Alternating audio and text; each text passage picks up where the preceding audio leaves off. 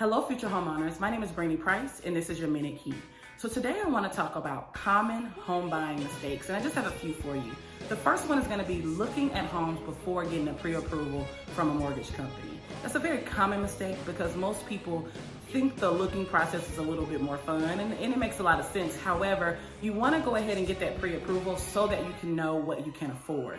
Secondly, it's going to be being careless with your credit, applying for those store cards, buying a new car, doing things that are going to cause a lot of hits to your credit, are also going to add more credit. Those are going to be things that you're going to want to stay away from. Also, draining your savings. That's also going to be a big no, especially if you're trying to save a down payment.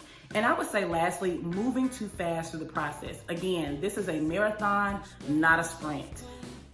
Take your time, slow down, learn from your mistakes, enjoy the process.